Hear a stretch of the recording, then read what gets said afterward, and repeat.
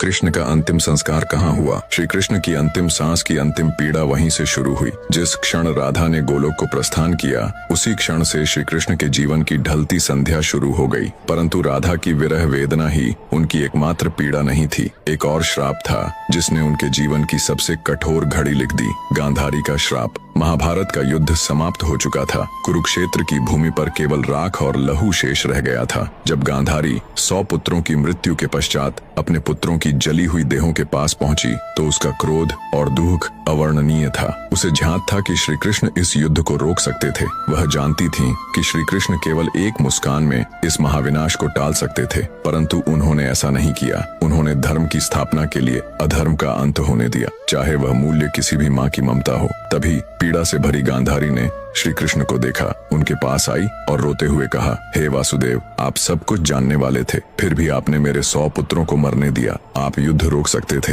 पर आपने केवल तमाशा देखा। मेरी ममता की आग आज आपको भी छुएगी। मैं आपको श्राप देती हूँ, ठीक वैसे ही जैसे मेरा वंश समाप्त हुआ, वैसे ही यदुवंश भी नष्ट होगा और आप भी अपनी मृत्यु को अकेले अपनों से बिछुड़कर एक तीर की पीड़ा में अनुभव करेंगे। श्री कृष्ण ने गांधारी के श्राप को शांत मन से स्वीकार किया, क्योंकि वह जानते थे यह भी उसी लीला का एक भाग है। जिस न्याय को वह लेकर आए थे, उसी न्याय की अग्नि अब उनके अपनों को भस्म करेगी। गांधारी का श्राप, राधा की जुदाई और यदुवंश का अंत, यही वो अंतिम अध्याय थे जिसने श्री कृष्ण के मानवीय रूप को सबसे गहरे दुख से भर दिया। अब जानिए कैसे त्रेता युग में श्री राम द्वारा दिया गया वरदान बना द्वापर में श्री कृष्ण की अंतिम लीला का कारण। अगर आपको श्री कृष्ण की अंतिम सांस के बारे में आगे बढ़ाना है तो चैनल को सब्सक्राइब करें। त्रेता युग का वह समय था जब राम ने रावण का वध कर अयोध्या लौटकर राम राज्य की स्थापना की थी। एक शाम अयोध्या के समीप एक तपस्वी राक्षस आया, नाम था जरासुर।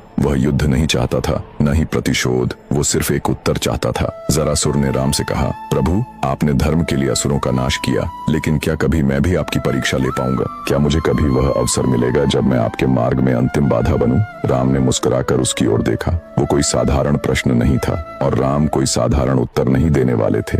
राम बोले, जब मैं द्वापर में श्री कृष्ण रूप में जन्म लूंगा, तब तू मनुष्य रूप में जन्मेगा और वही जीवन तुझे वह अवसर देगा जिसकी तू आज याचना कर रहा है। तेरे हाथों ही मेरी लीला इस धरती पर पूर्ण होगी, यह मेरा वचन है। जरासुर झुक गया। उसने नहीं जाना कि वह वचन युगों बाद एक महारहस्य का कारण बनेगा। समय बीतता गया, युग बदले और द्वापर में वो वचन धीरे धीरे श्री कृष्ण के अंतिम क्षणों की ओर बढ़ने लगा। जब लीला पूरी हो चुकी थी और ब्रह्मांड का सबसे बड़ा प्रेमी अपने सबसे गहरे अकेलेपन में डूब चुका था, वो द्वारका का अंत था। सब कुछ समाप्त हो चुका था। यदुवंश का नाश, रणभूमि की गूंजती चीता